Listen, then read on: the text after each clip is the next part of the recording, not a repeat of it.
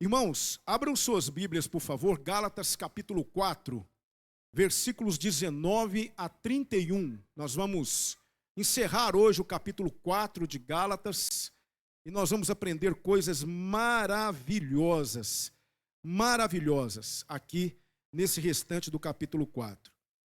Eu quero contar para vocês uma pequena ilustração, uma história muito rapidinha, mas que pode nos dar elementos que vão nos auxiliar no entendimento daquilo que nós vamos aprender agora pela manhã.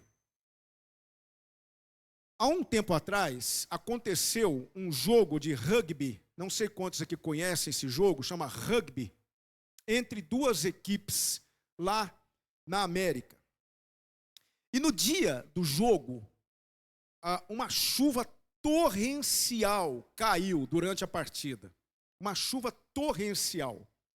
E na medida em que o jogo, aquela partida de rugby ia acontecendo, os jogadores começaram a ficar sujos por causa da lama que estava presente no campo onde o rugby estava sendo disputado, não é? E a situação foi ficando tão calamitosa que num determinado momento a torcida já não conseguia identificar qual jogador era de qual time. Estavam todos sujos, todos enlameados. Então não se identificava mais qual jogador pertencia a qual time. Por fim, o juiz não identificava mais. O juiz não sabia mais quem era quem, qual time pertencia, porque estava tudo sujo. Os uniformes todos sujos de lama. O juiz então parou a partida e deu a seguinte instrução: nós vamos parar a partida por 10 minutos, vocês vão para os vestiários e vocês vão trocar os uniformes para que a partida possa ser recomeçada. Um dos times tinha orgulho do seu uniforme, orgulho do seu brasão, e ver o uniforme todo sujo de lama para ele, para aquele time, era orgulho. Eles não quiseram trocar os uniformes. Mas o outro time, humildemente, aceitou a instrução daquele juiz e foi para o vestiário. Curiosamente, eles voltaram com os uniformes limpos e isso serviu ainda mais de motivação para eles e eles venceram a partida. O time que obedeceu às instruções do juiz, que trocou o uniforme, que voltou com uniformes limpos, lavados, venceu a partida de rugby naquele dia. E aquele time sujo, que se orgulhava de ter sujado o uniforme, foi o perdedor. Por que eu contei essa história para vocês? Porque é isso que está acontecendo lá na Galácia. Os judaizantes com seus uniformes sujos da lama do legalismo. Agora, os gálatas também estavam sujando os seus uniformes e estavam ficando iguais aos judaizantes, cheios da lama do legalismo. O juiz, então, Paulo, o que é que ele queria? Ele queria lavar aqueles grupos. Um grupo rejeitou. Um grupo não aceitava ser lavado, um grupo não aceitava trocar de uniforme. Eles tinham orgulho do seu uniforme sujo. Eles tinham orgulho de vestir aquelas roupas enlameadas de leis e regras e normas. Então Paulo estava insistindo para que o outro grupo fosse para o vestiário e lavasse, se limpassem daquela lama e vestissem uniformes limpos para que realmente eles pudessem vencer essa disputa que estava acontecendo. É isso que está acontecendo aqui na igreja da Galácia. Paulo está insistindo para que os gálatas troquem de uniforme, troquem de roupa, voltem a vestir as roupas da graça, voltem a usar uniformes limpos, porque eles foram lavados e remidos no sangue do Cordeiro um dia. E agora, por conta do legalismo extremista dos judaizantes, eles estavam sujando os seus uniformes e, o pior, estavam se parecendo cada vez mais com eles. Então, para que isso pudesse acontecer, Paulo vai apresentar 6 argumentos, que foi o objeto de estudo dos últimos domingos. Então eu queria que vocês recordassem comigo. Primeiro ele apresenta o argumento da experiência pessoal. O argumento da experiência dos Gálatas, que eles haviam tido com o Senhor Jesus, haviam se convertido, haviam se tornado novas criaturas em Cristo e agora estavam abrindo mão disso por conta do legalismo dos judaizantes. Depois Paulo vai apresentar o argumento escriturístico. Ele vai provar pela palavra de Deus que os Gálatas estavam equivocados em aceitar os ditames do judaísmo, assim como os judaizantes também estavam equivocados. Depois Paulo usa um argumento mais voltado para a lógica. Ele vai mostrar aos crentes da Galácia, não é, que a forma deles pensarem não coadunava com a própria lógica da questão. Não era lógico você retroceder a uma velha prática de vida, não é? Depois ele usa o argumento histórico, falando sobre a questão do herdeiro, a questão da importância daquele menino que era preparado para receber a herança do pai quando este morresse. Paulo então usa um argumento sentimental, abrindo o coração para os crentes da Galácia, dizendo que ele estava sentindo que os crentes da Galácia o haviam abandonado, e agora ele vai usar um argumento alegórico, ele vai usar uma alegoria para finalizar, não é, o seu arrazoado, a finalizar a sua apologia em prol do evangelho da graça. Só que eu preciso colocar vocês a par de uma situação muito importante. Muito cuidado com essa questão da alegoria. Nós só podemos lançar mão da alegoria quando a palavra de Deus nos autoriza. Por exemplo, Paulo aqui vai alegorizar a família de Abraão, Sara e Agar, Isaac e Ismael, e aplicar isso à questão que ele estava defendendo. Mas o Espírito Santo inspirou Paulo a fazer isso. Paulo foi instruído, Paulo foi orientado pelo Espírito Santo a fazer uma alegoria.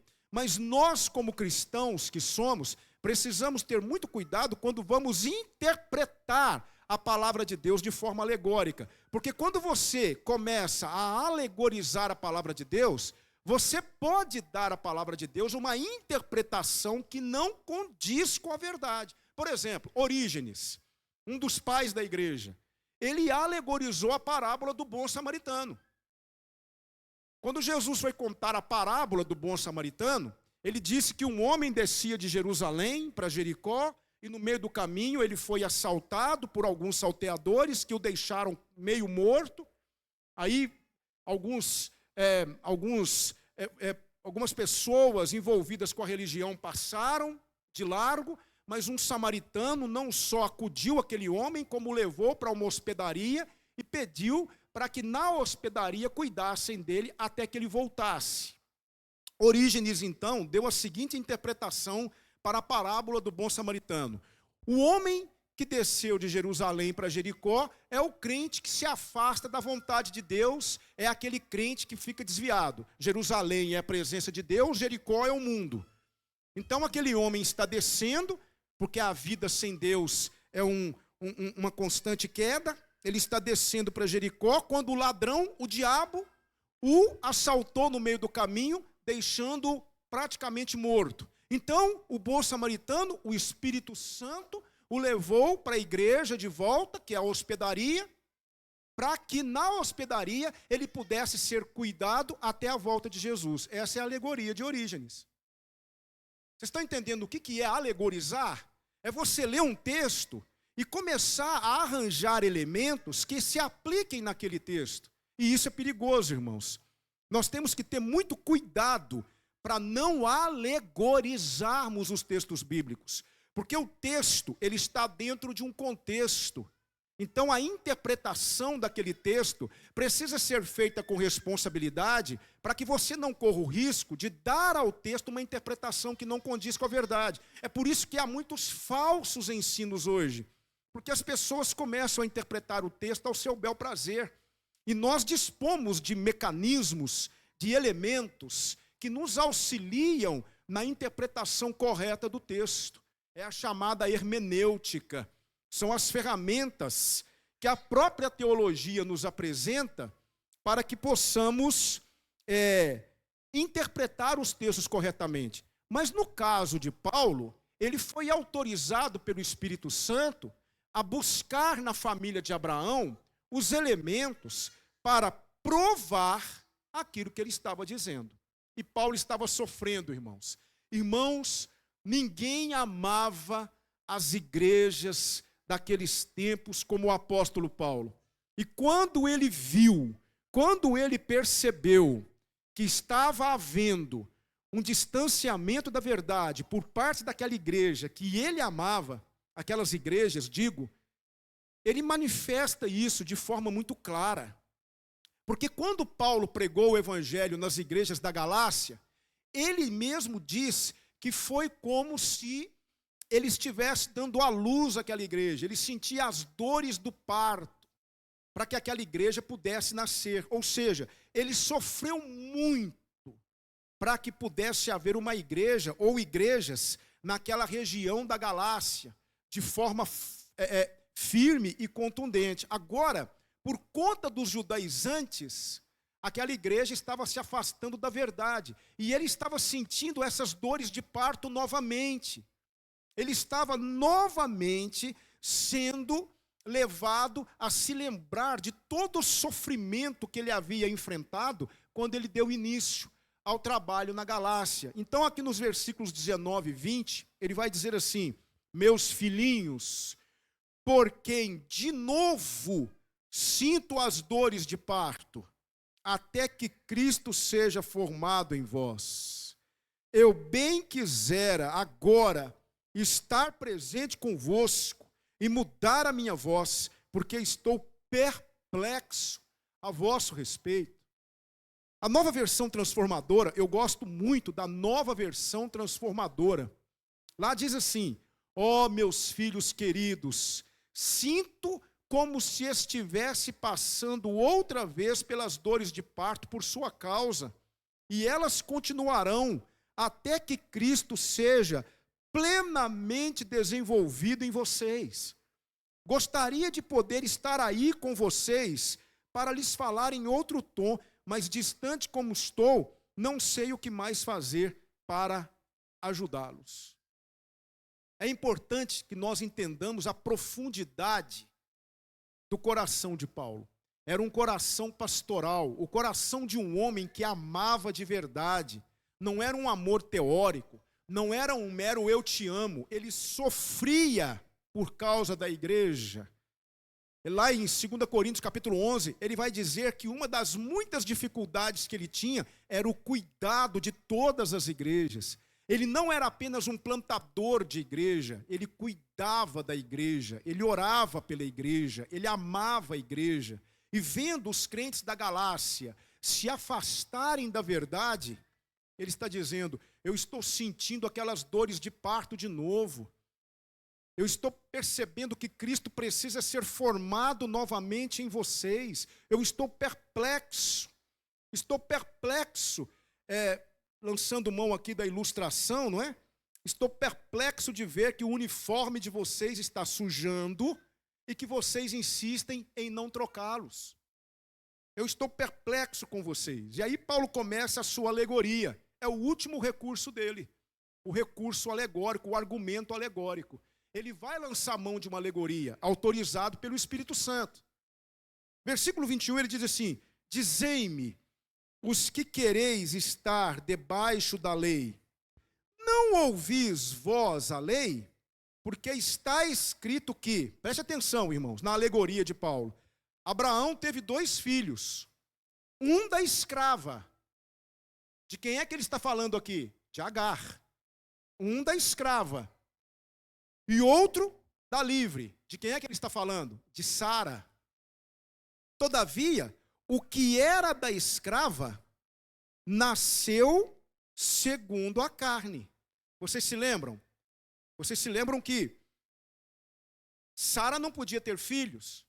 Ela então pega a sua escrava, Agar, e dá a Abraão, tentando ajudar Deus, tentando contribuir para que Deus pudesse cumprir sua promessa, porque a promessa havia sido feita e até agora nada de ser cumprida. Então vamos dar uma ajudinha para Deus? Vamos auxiliar o Senhor? Abraão, pegue minha serva Agar, e aqui você pode se assustar com isso, mas isso era um costume naqueles tempos. Isso era comum naqueles tempos. Pegue minha serva Agar, ela será sua concubina, ela será sua segunda esposa, e você vai ter um filho com ela. E o filho que você tiver com ela será meu.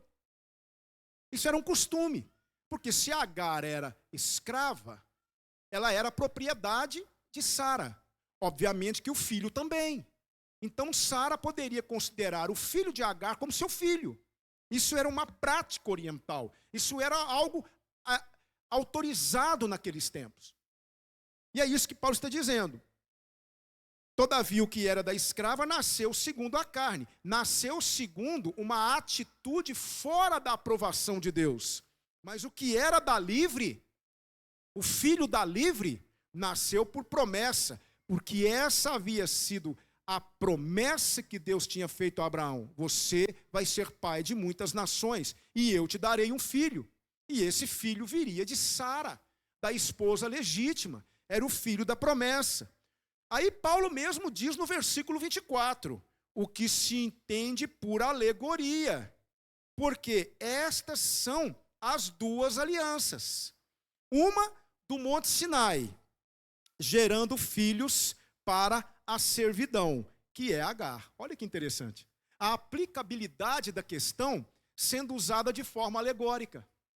Paulo está mostrando para os crentes da Galácia que a doutrina dos judaizantes nada mais era do que uma manifestação de uma figura que havia estado presente na história do próprio povo judeu, inicialmente do povo hebreu, posteriormente do povo judeu, que era Ismael, que era Agar, os escravos. Então Paulo está olhando aquela aliança que foi estabelecida no Sinai e está aplicando essa aliança a Agar, que era o quê?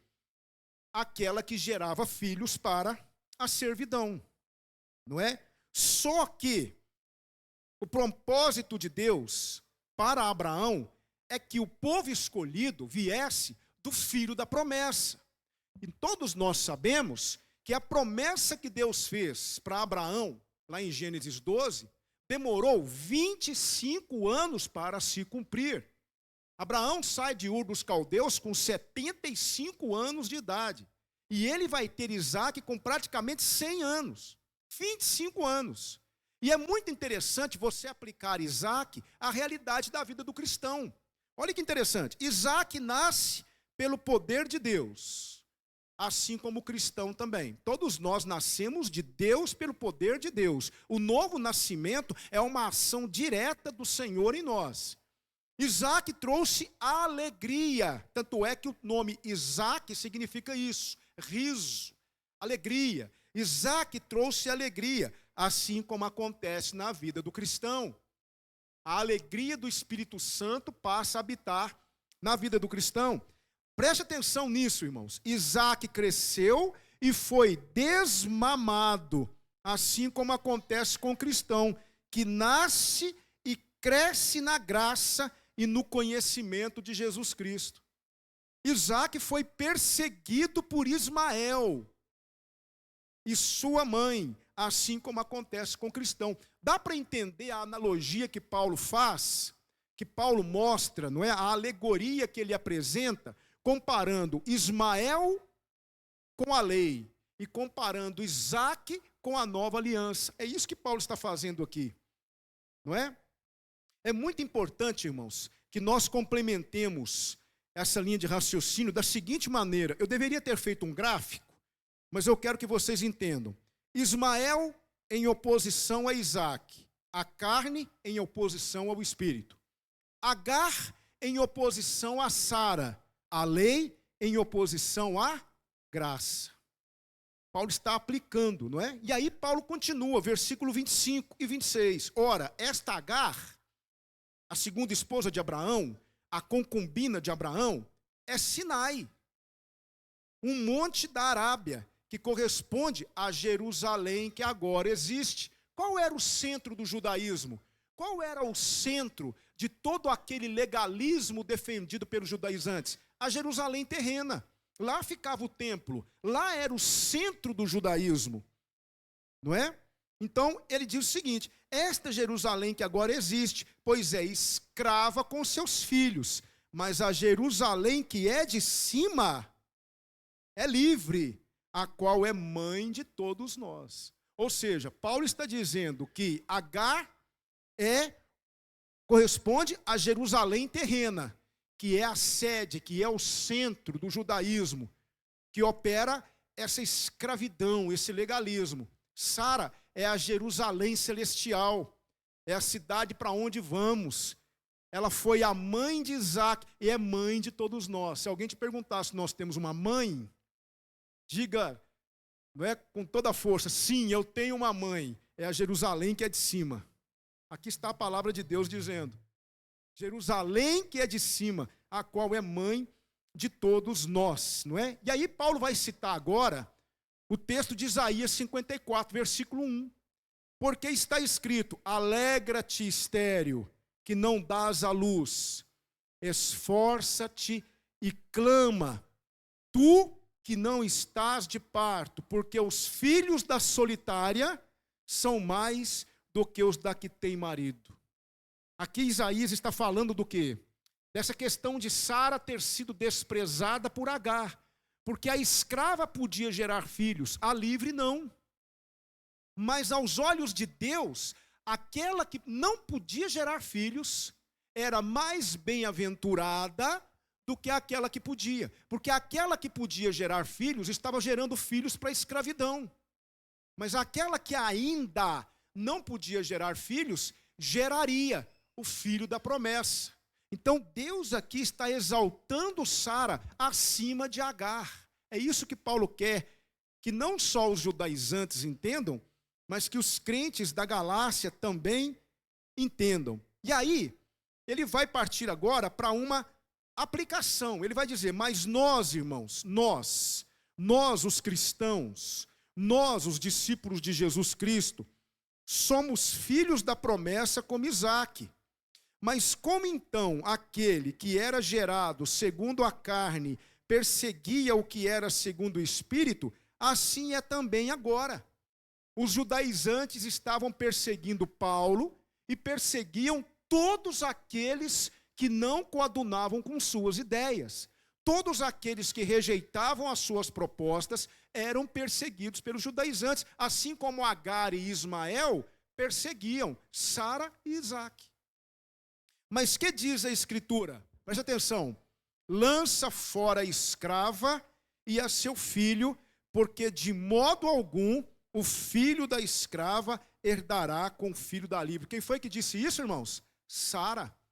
Quando Sara engravidou e deu à luz Isaac, e Isaac cresceu e começou a ser menosprezado por Ismael, que era o filho da escrava, Sara então, autorizada pelo Senhor, porque depois o Senhor vai confirmar isso para Abraão, Sara manda Abraão lançar fora Agar e seu filho.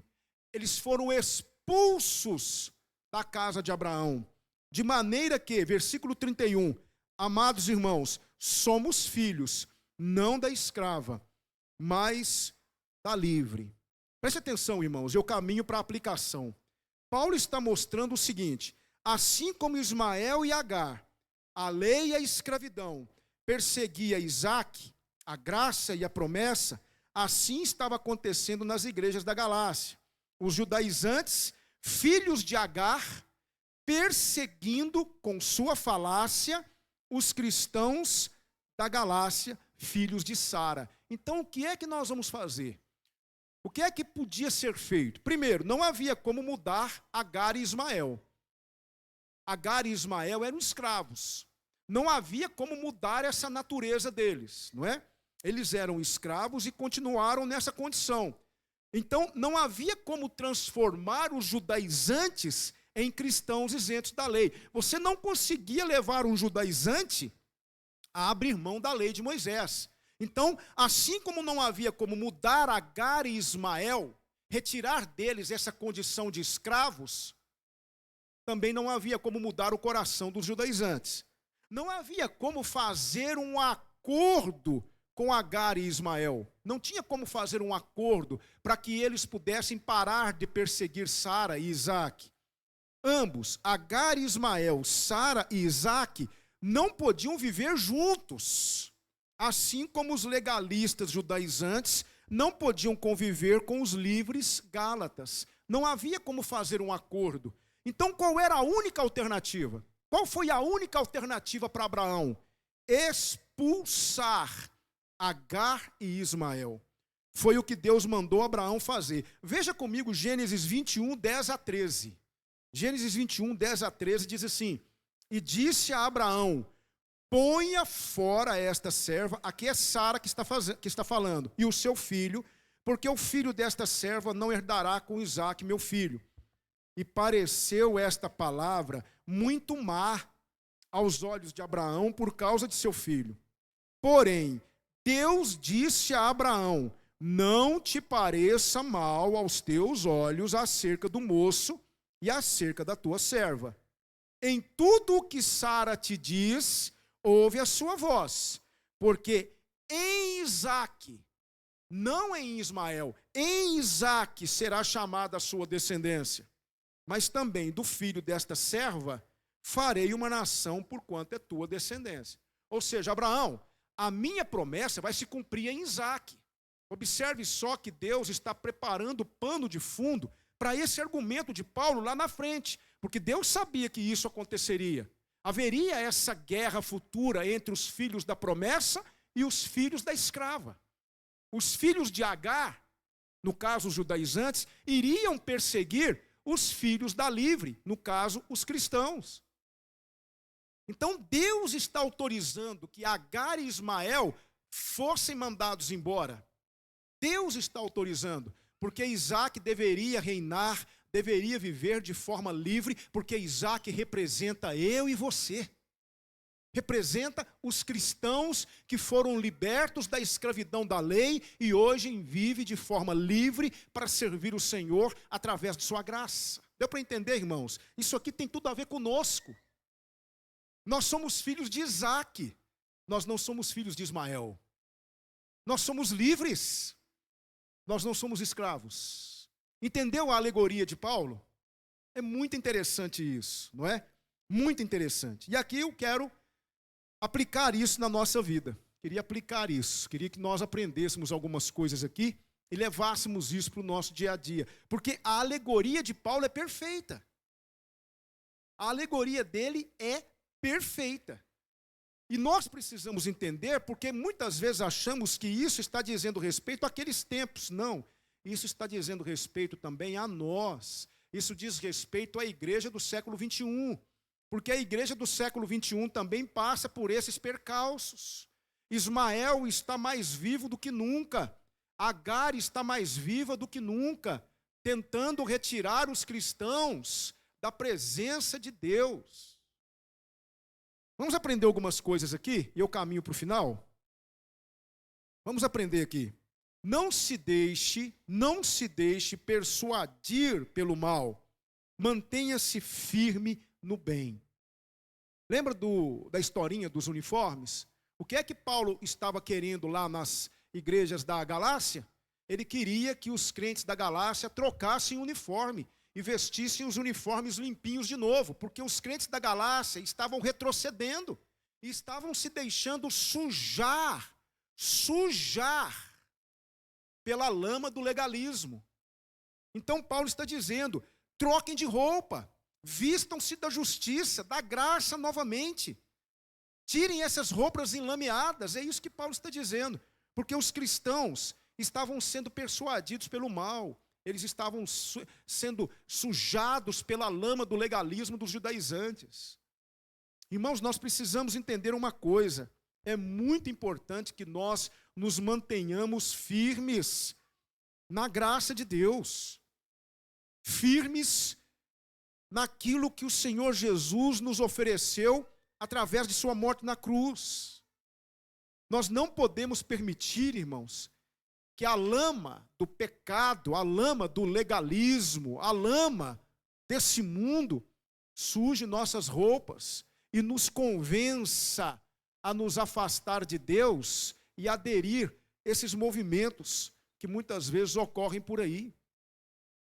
Queridos irmãos, eu fico extremamente preocupado quando eu vejo um cristão abandonar a fé e se entregar novamente a um evangelho legalista, muitas vezes, a um conjunto de ensinamentos contrários aos ensinamentos da palavra de Deus.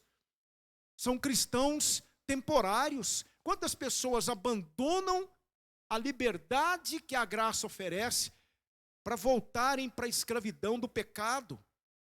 Charles Spurgeon disse uma coisa muito interessante. Ele disse o seguinte: cristãos temporários não são cristãos. Quem quer tirar férias desse serviço divino nunca entrou nele.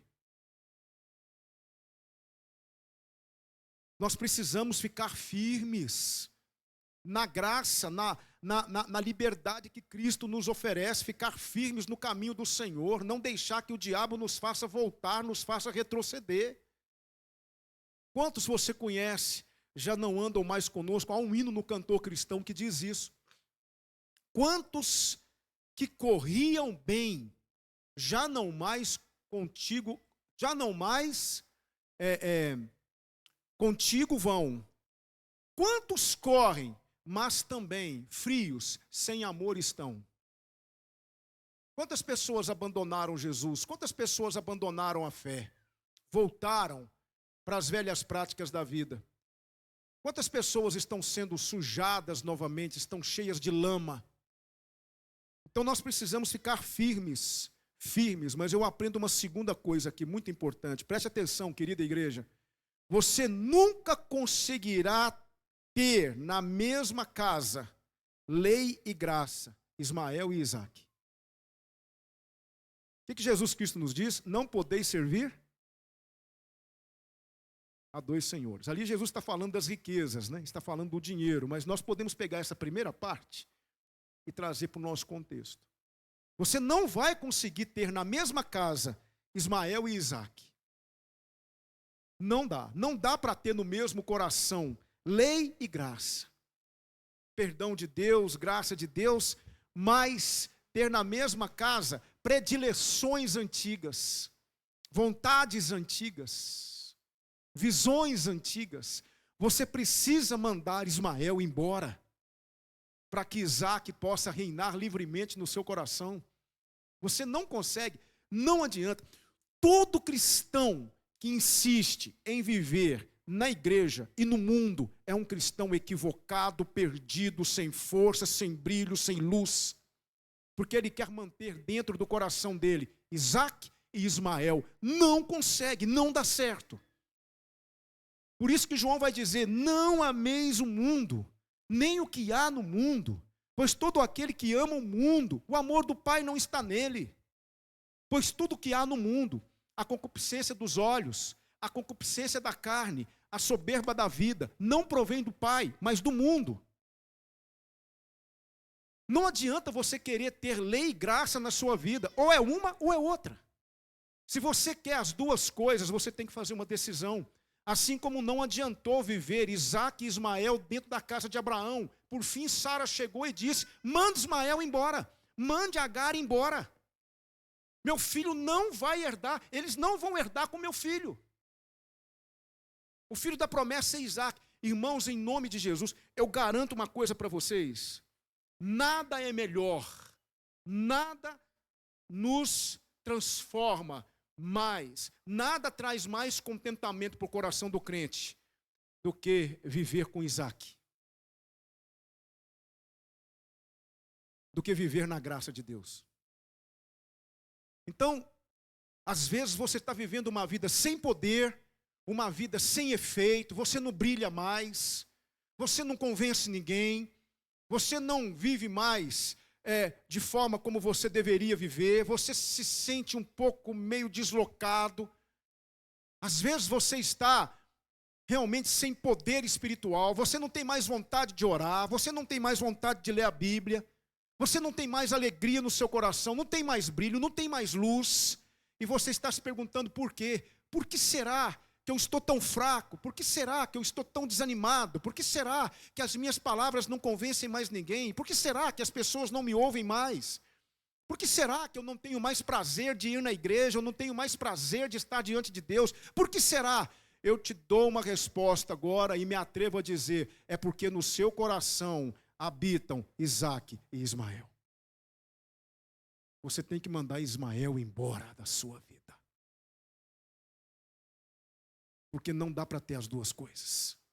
Você não pode ter na mesma casa lei e graça, Ismael e Isaque. Por isso, terceira aplicação, expulse Agar e Ismael de sua vida. Isso é o que Deus espera de você. Fique com Isaque, fique com Sara, fique com a graça, fique com a liberdade, fique com o Senhor, fique com o Espírito, fique com Deus. Mande Ismael embora, mande Sara embora, porque Agar embora, porque aquilo que Agar e Ismael têm para te oferecer, matarão você. Um certo pastor visitou um estaleiro um tempo atrás. E quando ele foi visitar aquele estaleiro, ele disse que algumas coisas o impressionaram. Mas ele percebeu algo que chamou ainda mais a sua atenção. A necessidade que alguns barcos tinham de limpar o casco. Uma sujeira que muitas vezes não se vê, mas que faz toda a diferença, não é?